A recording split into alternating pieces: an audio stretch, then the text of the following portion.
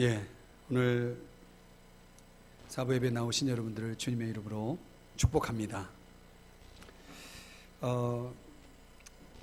빈센트 반 고흐의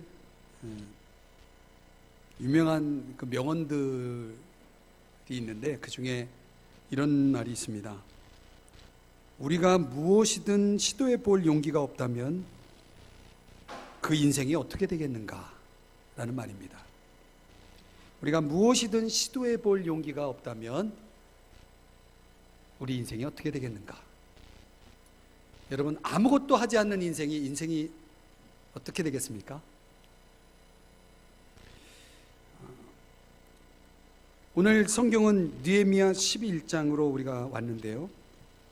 이 사부 예배의 시간에 여러분들과 살펴보는 느헤미야의 내용은 이제 거의 끝부분으로 지금 치닫고 있는데 11장의 주제는 정착, 분배와 정착이라는 주제고요.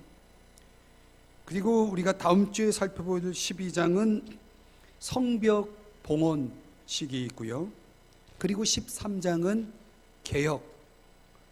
개혁의 내용을 다루고 있습니다. 그렇게 해서 느헤미야는 이제 끝이 납니다. 오늘 본문을 우리가 분석해 보면 예루살렘에 제2주할 사람들을 선정하는 작업이 진행됩니다. 거기에 백성들의 이름이 쭉 기록이 되어 있어요. 그래서 어떤 사람들은 느헤미야를 읽어 나가다가 11장에 와서 고민합니다. 이걸 읽어야 될까 말아야 될까? 여러분도 혹시 그런 고민을 해본 적 있습니까? 읽어봤어야 고민이 되는지 안 되는지를 알 수 있을 텐데, 네. 한번 따라 하십시다. 성경 좀 읽자. 우리 청년들 성경 좀 읽읍시다. 네? 웃기만 하지 말고. 그래서 우리가 이 11장에 웬 사람 이름이, 그것도 유대인들 이름은 좀 그 이름이 그 이름 같고 헷갈려요. 우리나라의 5분의 1이 김씨라고 그러죠. 김씨가 그렇게 많더라고요. 그러니까 뭐 유대인들도 비슷비슷한 이름들이 많아요. 그래서 그 이름을 우리가 외우는 거는 거의 불가능할 것 같고, 그래도 이제 오늘 본문을 통해서 이 느헤미야가 예루살렘에 제2주하여 살게 될 사람들을 선정하는 작업과 그 목록들을 보면서 우리가 배울 것은 왜 이런 작업이 필요했겠는가라는 질문입니다. 먼저 왜 이런 작업이 필요했을까? 성벽이라고 하는 엄청난 대업이 완성이 되면서 느헤미야가 보니까 성벽이 이제 완성이 됐다는 것은 이제 예루살렘 성이 잘 조성이 된 거죠. 환경이 조성이 됐는데 문제는 그 예루살렘 성벽 안에 들어와 사는 사람이 별로 없는 거예요. 처음에 우리 이 삼성지구가 조성이 될 때 이 앞뒤로 아파트가 있고, 그리고 우리 교회가 있고, 주변에는 여전히 빈 공터로 남아있는 곳이 많았습니다. 그래서 이제 우리 교회에 이렇게 사람들이 많이들 이제 찾아오고 방문하고 그랬죠. 지금은 이 삼성지구가 상당히 많이 또 변화를 맞이했는데요. 어떻든 간에 성벽이 재건된 이후에 뚜껑을 열어보니까 그 안에 살 사람들이 살고 있는 사람이 없는 거예요. 그러니까 당연히 이 만들어 놓은 목적은 거기서 사람이 살려고 만들어 놨는데 들어와 사는 사람이 없으니까 느헤미야가 이 작업을 하게 된 거죠. 왜 성벽 안에 사는 사람이 없었을까? 이제 크게 두 가지 이유가 있습니다. 첫째는 바벨론 포로 70년 세월을 보내는 동안 에스라가 귀환한, 에스라를 중심으로 해서 1차 귀환한 사람들의 그들이 예루살렘에 들어와서 산 기간까지 따지면 약 160년이라는 시간이 흘렀어요. 그러니까 성전이 사라지고 성전이 없이 유대인들이 살아온 그 시간대가 160년이라는 시간이 흘러간 거죠. 그래서 그 160년 동안 성전 없이 지냈던 사람들이 성전 중심의 사상을 잃어버린 거예요. 이게 굉장히 중요한 의미거든요. 여러분들이 신앙생활 하다가 예를 들어서 교회가 전혀 없는 곳을 여러분이 그런 곳에서 살게 되었다. 갈 교회가 없다. 미국 같은 경우에는 그런 경우가 많대요. 주변에 반경 뭐 몇십 킬로를 가도 교회가 없는 곳. 만약 그런 곳에 산다 그러면 교회 없이 시간이 흘러가면 사람들의 믿음이, 신앙이 점점 희미해질 것이 분명합니다. 그런 사태가 이 느헤미야와 더불어서 유대인들에게 벌어진 거죠. 그러니까 백성들이 항상 그들은 성전 중심으로 살았는데 성전이 없으니까 자기 임의대로 살 곳을 정해놓은 거예요. 그리고 성벽이 세워지니까 지금 이 살 곳을 내려놓고 이 성전 중심으로 성벽 근처로 가야 하는 이 선택이 필요했죠. 사람이 자신의 삶의 터전을 내려놓고 무엇을 시도한다는 게 굉장히 어려워요. 안 그렇습니까, 여러분? 이해가 되시죠? 자, 또 하나의 이유는 성벽만 재건이 됐지 성전도 있고 성벽도 있는데 우리는 말하면 부대 시설이 별로 없는 거예요. 말하자면 여전히 그 도시는 황폐한 거죠. 사람이 살 만한 환경이 아니었던 것이죠. 그러면 사람들이 벌써 생각이 돌아가기를 어떻게 돌아가냐면, 야, 거기 가면은 할 일이 많아. 사람들 좀 더 편하게 살고 싶어 하죠. 느헤미야는 사람들이 편하게 살고 싶어 하는 그런 밑바탕에 깔려있는 그런 생각들 때문에라도 그 도시, 예루살렘 도시 안으로 들어와서 살려는 사람들이 별로 없었다는 거죠.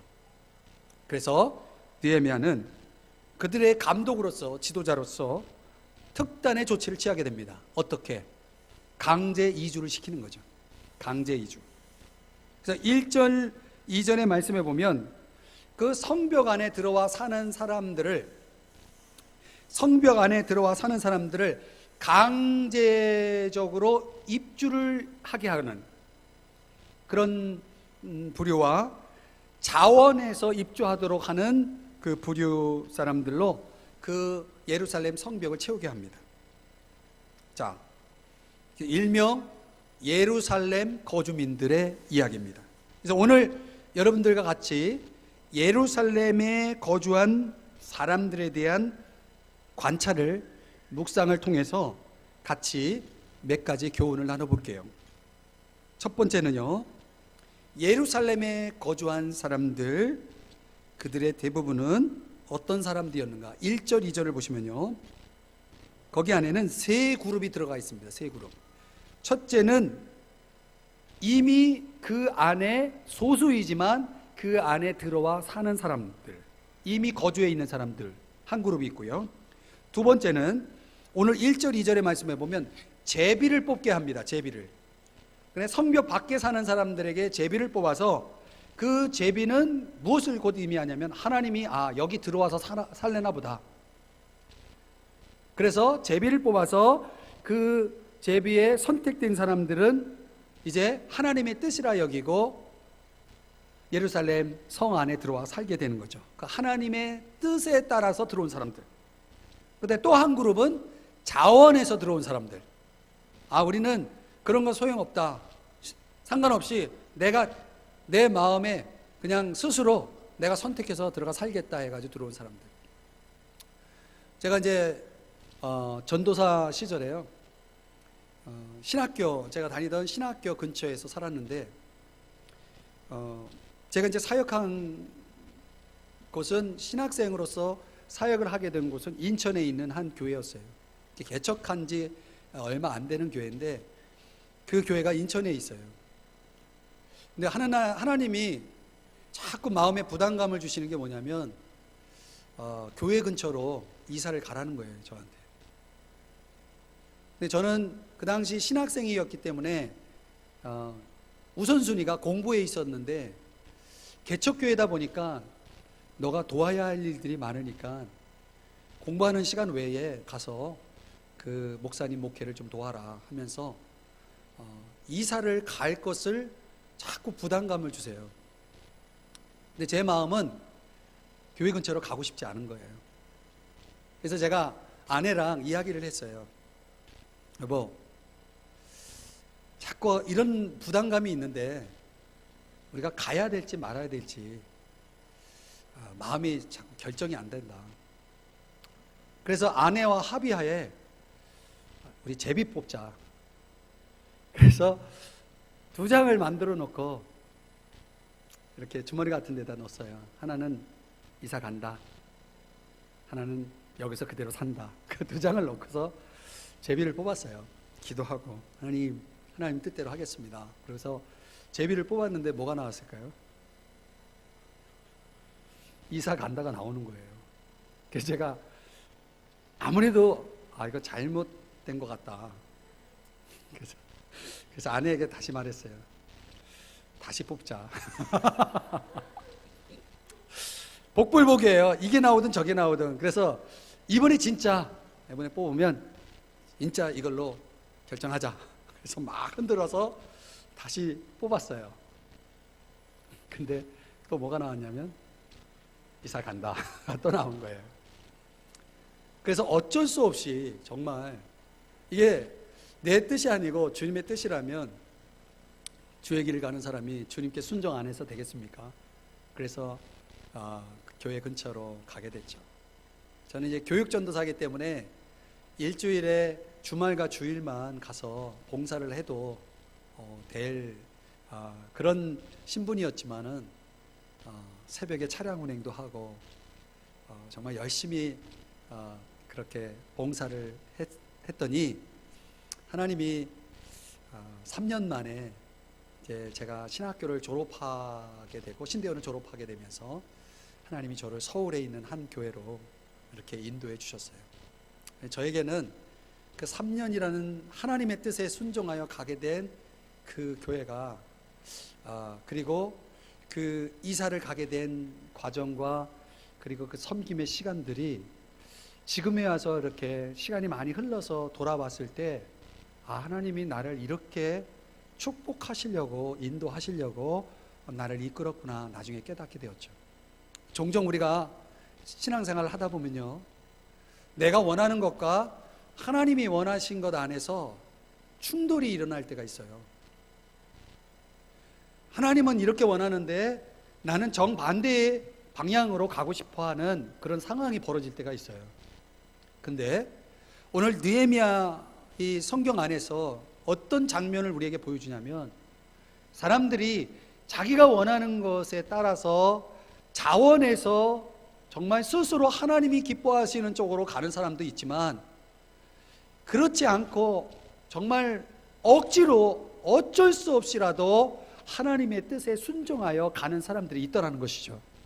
근데 두 종류 다 하나님이 기뻐하세요. 자원해서 하나님이 원하는 방향으로 가는 것과 억지로라도 끌려가는 것이, 하나님의 뜻대로 끌려가는 것이 두 가지가 다르지 않다는 것이죠. 성경에 보면요, 구레네 시몬이라는 사람의 이름이 등장합니다. 이 구레네 시몬은 예수님이 십자가를 지시고 골고다 언덕을 향해서 올라가실 때 그 십자가의 무게가 너무 무거워서 감당할 수 없어서 넘어지십니다. 쓰러지십니다. 그때 로마 병사가 그 십자가를, 예수님이 달리신 그 십자가를, 나무를 지고 갈 한 사람을 지목하게 됩니다. 그가 누구냐면 구레네 시몬입니다. 성경에 뭐라고 얘기하냐면 구레네 시몬이 억지로 십자가를 졌다라고 얘기하고 있어요. 모든 상황이 이렇게 내 뜻대로 되지 않을 때가 있어요. 하나님이 나에게 지어주시는 어떤 무게감이, 삶의 무게가, 삶의 짐들이 있을 수 있어요. 그런데 그것이 종종 우리에게는 큰 축복으로 다가온다는 거예요. 그래서 구레네 시몬과 관련돼서 나중에 성경을 연구해 보면 그 집안 전체가 하나님 앞에 깊이 헌신하는, 그래서 성경에 그 집안이 아내의 이름, 아들의 이름이 등장하고 그 집안이 정말 영적으로 축복을 받는 내용을 성경이 그려주고 있거든요.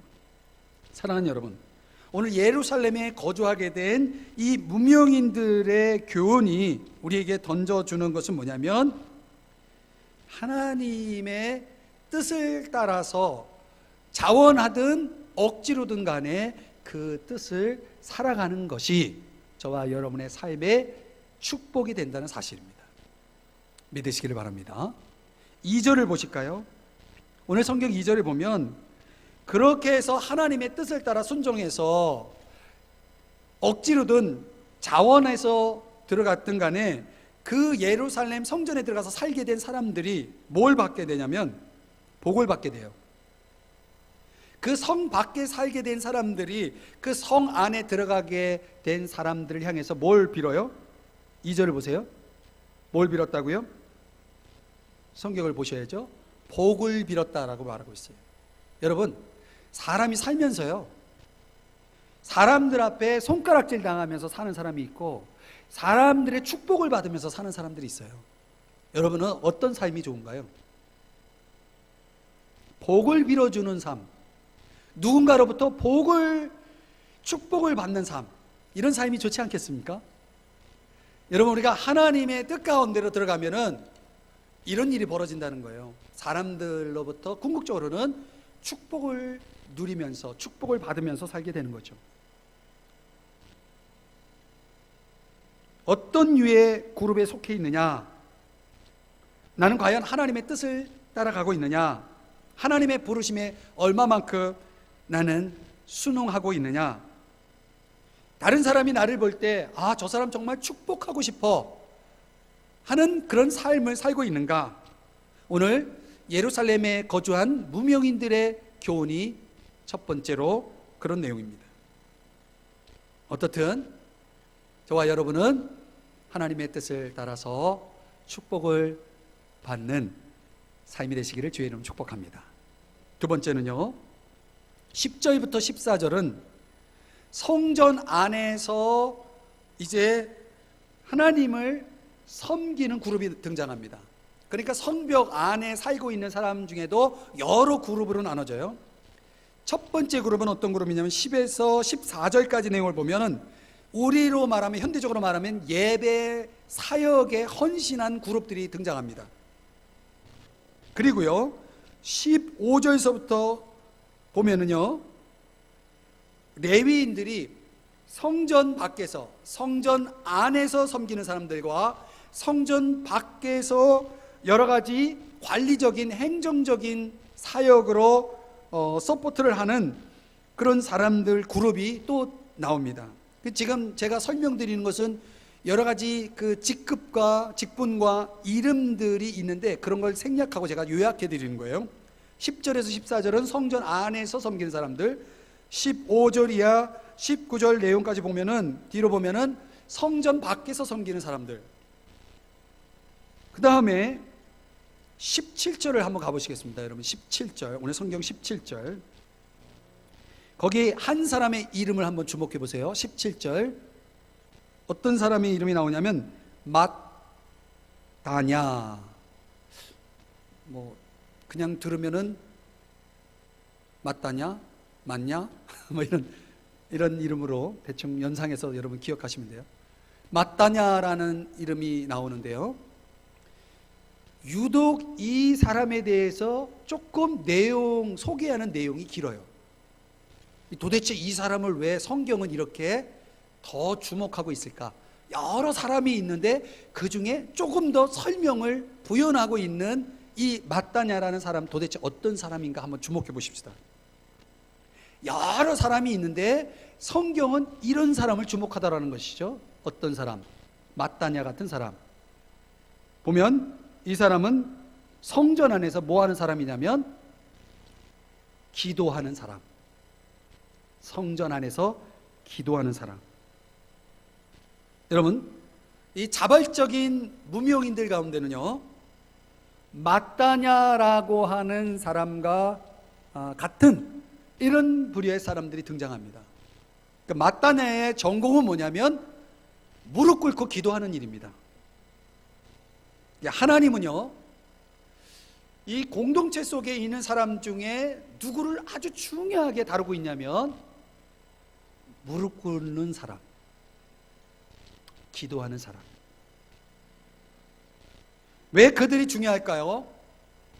그것은 성전 안에서 벌어지는 많은 사역들 중에도 성전 부흥의 핵심을 이루는 사람이 누구냐? 바로 기도하는 사람이라는 것입니다. 오늘날에요, 교회 안에 존재하는 무명의 영웅들이 많이 있는데요, 그 무명의 영웅들 가운데 가장 은밀하면서도 하나님이 가장 크게 여기는 사람이 다름 아닌 기도의 사람들입니다. 여러분은 기도하고 계시나요?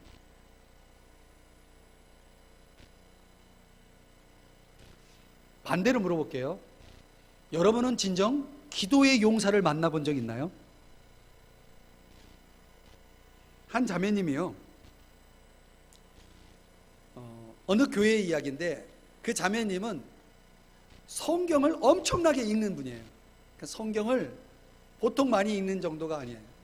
왜냐하면 이사야서 같은 66장이나 되는 긴 성경을 아주 달달 외울 정도로, 자유롭게 인용할 정도로 성경을 너무 많이 알아요. 성경을 암송하는 정도예요. 그리고 이 자매님이 하는 일이 뭐냐면, 주부면서 이 자매님이 하는 일이 뭐냐면 성경 보고 기도하는 일이에요. 그분의 일과가. 그런데요, 그럼에도 불구하고 더 놀라운 사실은, 그 자매님이 다니는 교회 안에서 그 자매가 그렇게 성경에 많은 지식을 가지고 있고, 그렇게 성경을 많이 보고 있고, 그렇게 많이 기도하는지 아무도 모른다는 거예요. 그런데요, 어느 분이 그 자매님을 만나서 기도의 제목을 부탁하게 되었다고 합니다.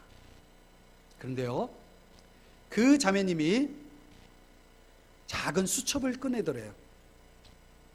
근데 그 작은 수첩 안에 어떤 내용이 있었냐면, 많은 사람들의 이름이 그 수첩 안에 기록이 되어 있더랍니다. 그리고 아주 촘촘하게 그 사람들 이름 옆에 그 사람들 위한 기도의 제목들이 기록되어 있었다고 합니다. 어떤 일이 벌어졌을까요? 그 기도의 수첩의 목록 속에 있는 사람들을 위해서 이 자매님은 하루도 빠짐없이 매일매일 기도를 드리고 있었던 거예요. 여러분에게 이런 기도의 용사가 있나요? 저는 제 목회 여정 속에 이렇게 교회를 여러 곳을 거쳐 오지는 않았지만은, 제가 사역했던 그 교회 안에는 하나님이 참 천만 다행이고 참 축복된 일이지만, 저를 위해서, 그 교회를 떠났어도 여전히 저를 위해서 기도해 주시는 기도의 용사가 있어 왔다는 거죠. 지금도 삼성중앙교회에서 목회하는 저를 위해서, 우리 교회 교인이 아님에도 불구하고 저를 위해서 매일 기도해 주는 분이 있다는 거죠. 그분은요, 얼마나 기도의 용사인지 하루도 기도를 멈추지 않는 분이에요. 저는 지금까지 제가 살아오면서 참 수많은 일들이 있었는데, 그런 모든 것들을 감당할 수 있도록, 승리할 수 있도록 이렇게 감사의 목회를 진행할 수 있도록 해준 그 밑바탕에는 바로 그런 기도의 용사의 기도의 지지가 있었기 때문이라고 저는 확신합니다. 그래서 저는 이런 일들이 우리 공동체 속에 있기를 바라는 거예요. 여러분들이, 세상 사람들은 영원하다라고 하는 점쟁이들을 찾아가겠죠. 그들을 의지하겠죠. 여러분들은 그렇게 할 필요는 없어요. 우리는 무명이지만 기도에 신실하게 자신을 드리고 있는 그런 사람들이 우리의 믿음의 공동체 안에도 존재한다는 건 분명해요. 누군가 여러분을 위해서 하루도 빠짐없이 여러분을 위해 축복하며 기도하는 사람이 있다면 저는 그 사람의 인생은 잘 될 거라고 믿습니다. 믿음이 되시나요? 안 믿어지세요? 여러분 안에 그런 기도의 용사가 있기를 바랍니다. 특별히 우리 젊은이들. 저는 믿는 집안에서 태어나지 않고 자라지 않았습니다. 제가 믿음의 일대예요. 우리의 가장 든든한 신앙의 스폰서는, 믿음의 스폰서는 부모입니다. 근데 저는 청년 때 예수를 믿고 지금까지 신앙생활을 하면서 지금은 우리 가족들이 다 예수 믿는 가정이 되었지만은 부모의 그 충실한 신실한 그런 깊은 기도 속에서 성장하는 자녀들과 그렇지 않은 자녀들이 걸어가는 인생이 굉장히 다르다는 걸 느낍니다.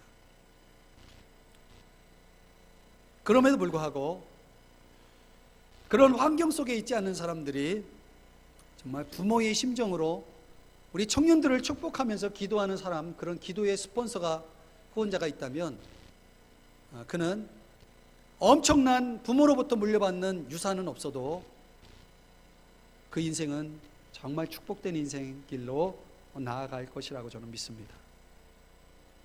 부디 우리 청년들이요, 여러분에게 그런 든든한 기도의 스폰서를 만날 수 있기를 주의 이름으로 축복합니다. 그리고 여러분들이 그런 스폰서가 되시기를 주의 이름으로 축복합니다.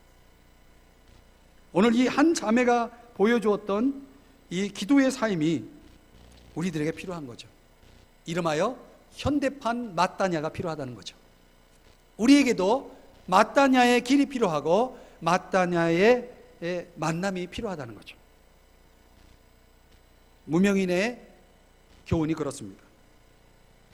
여기 또 한 사람이 이름이 등장하는데요, 22절에 보면 노래하는 사람 우시라는 사람이 등장합니다. 참 놀라운 건요, 이 우시라는 사람은 뭐 하는 사람이냐면 노래하는 사람이에요. 오늘날 얘기하면 찬양 사역을 하는 사람이에요. 성경은요, 이런 사역을 하는 사람의 이름을 굳이 잊지 않고 언급하고 있다는 거죠. 사랑하는 여러분, 우리는 어떤 그룹에 들어가 있나요? 여러분 성전 안에 있습니까? 성전 밖에 있습니까? 여러분들은 어떤 일들을 통해서 이 공동체 속에서 신앙생활을 해나가고 있습니까? 중요한 것은 오늘 이 예루살렘에 거주한 무명인들 안에서 이런 다양한 일들이 일어났다는 것이죠. 그리고 성경은, 우리는 귀찮을지 모르지만 성경은 그들의 이름 목록들을 하나씩 소개하고 있다는 거예요. 이것은 성경에 기록되었다는 것은 무엇을 의미하냐면, 한번 따라 하실까요? 하나님이 기억하신다. 성경에 이름이 기록되었다. 이것은 곧 하나님이 그 사람을 기억하셨다는 의미입니다. 이게 얼마나 놀라운 사실입니까? 여러분, 천국에 가면요, 이런 일이 벌어진대요. 주님을 너무나 반갑고 너무나 정말 큰 그런 기쁨 속에서 감사 속에서 주님을 만나는 사람도 있고요, 어떤 사람들은 너 누구냐 하실 사람도 있다는 거죠. 나는 널 모르는데 넌 누구냐 라고 말할 사람이 있다는 거예요. 우리가 주님을 믿는다고 하면서도 주님과 상관없이 살아가는 사람들이 의외로 많습니다. 나는 주님을 알지 모르지만 주님이 나를 기억할 수 없는 사람들이 너무 많다는 거죠. 물론 주님은 모든 걸 아시는 분이기 때문에 다 기억하시죠. 그러나 주님과 상관없이 사는 사람들을 주님이 굳이 기억해 줄 필요가 있을까요? 여러분, 적어도 우리가 기억하는 사람들은 누굽니까? 나와 상관이 있거나 나와 가까이 하거나 나와 좋은 교제 속에 있는 사람들을 우리가 기억하지 않습니까? 하나님을 우리가 어떻게 대하느냐에 따라서 하나님이 우리를 기억해 주실 수도 있고, 그냥 하나님이 나는 너를 도무지 알 수 없다라고 말씀하실 수도 있다는 거죠. 그래서 오늘 본문을 통해서 저는 이런 결론을 맺고 싶습니다. 오늘 무명의 헌신자들을 통해서 저와 여러분이 배우는 것은 첫째로 결론입니다.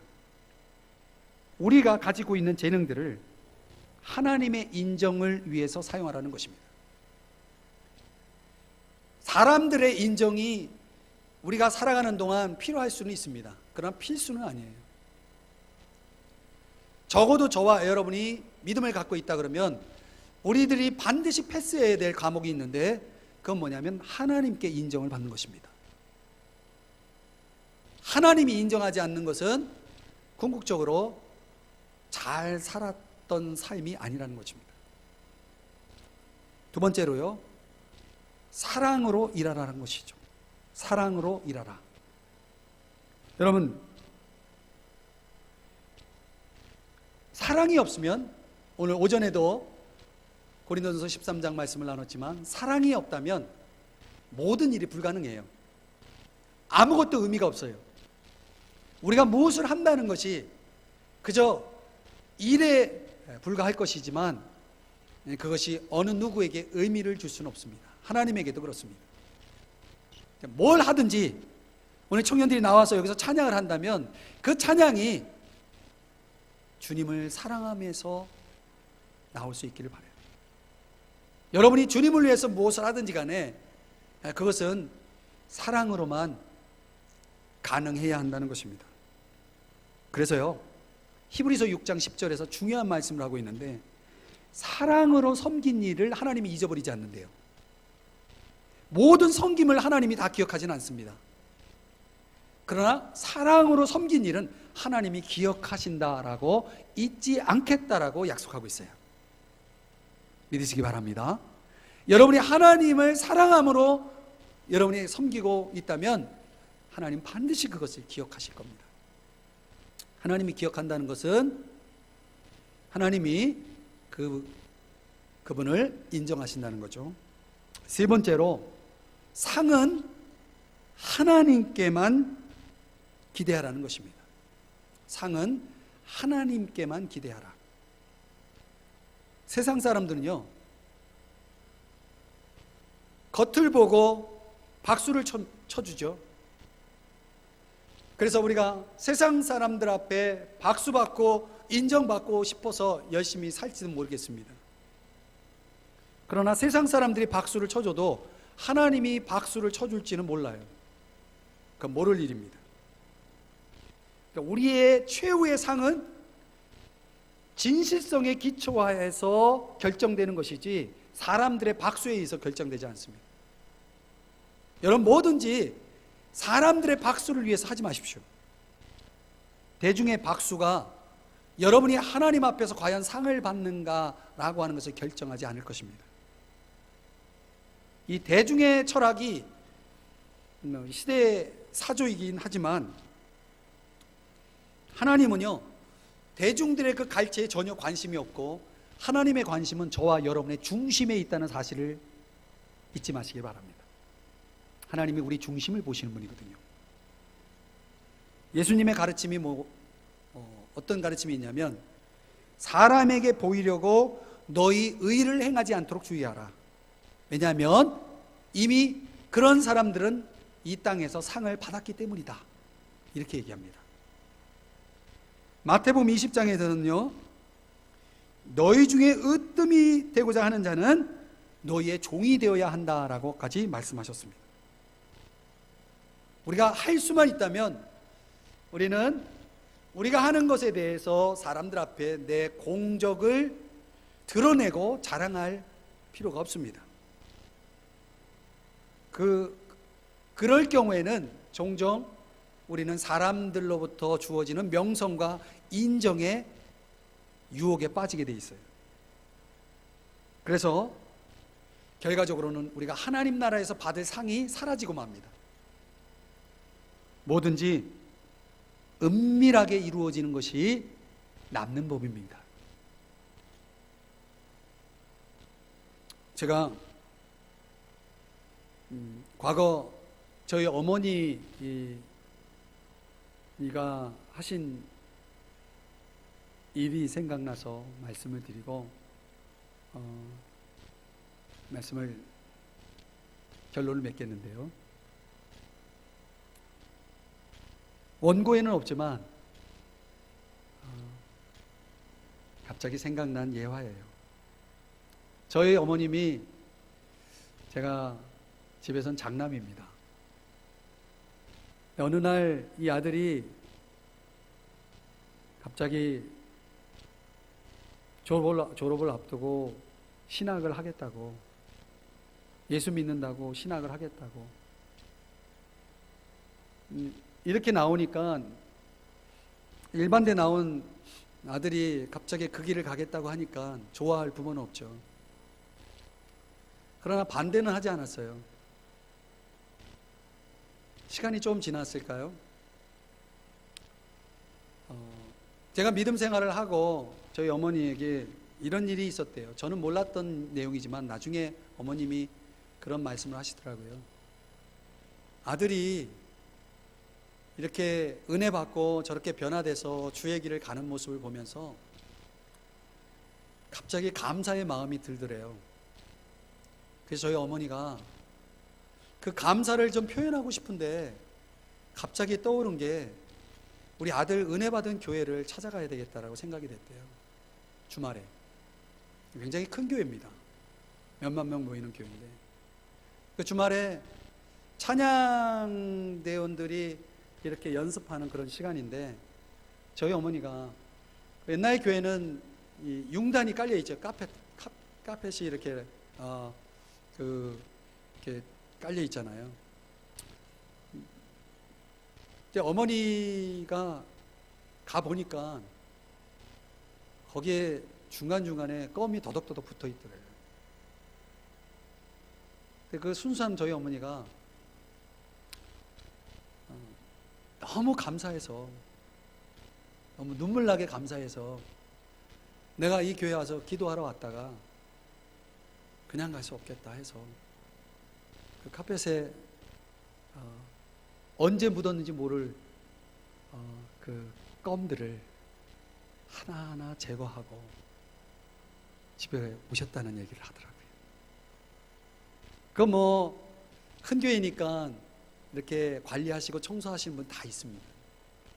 근데 저희 어머니가 이제 그런 일을 하셨다는 얘기를 제가 듣고 제 마음속에 너무 찡하더라고요. 너무 감사하고, 저희 어머니의 그 순수한 그 행동이, 저는 그 교회에서 누가 우리 어머니를 알아봤겠어요? 아무도 모르죠. 조용히 갔다 오셨는데, 제가 무슨 생각이 들었냐면, 하나님이 정말 기뻐하셨겠구나, 이런 생각이 들었어요. 우리에게는 별로 주목받지 못하는 사람들이 많아요. 아무도 기억해 주지 않는, 그러나 정말 없어서는 안 될 중요한 분들이 너무 많아요. 사람들은 알아주지 않지만 오늘 느헤미야 11장의 메시지의 핵심은 이것입니다. 하나님이 알아주신다는 거죠. 하나님이 인정해 주신다는 거죠. 그래서 오늘 저와 여러분이 무엇을 더 가치 있게 여기고 살아가느냐, 하나님 앞에서 여러분들은 뭘 더 소중하게 여기며 살아가고 있느냐라는 질문을 던져보고 싶습니다.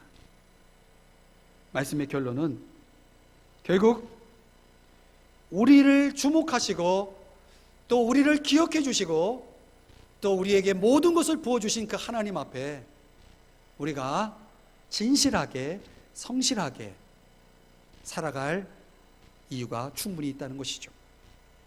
그분만이 찬양을 받으시는 삶을 위해서 오늘 이 무명의 그리스도인들, 무명의 하나님의 백성들이 기록된 느헤미야 11장의 메시지 속에서 오늘 저와 여러분들이 그런 겸손을, 그런 순종을, 그런 사랑을 배울 수 있기를 주님의 이름으로 축복합니다. 기도하겠습니다.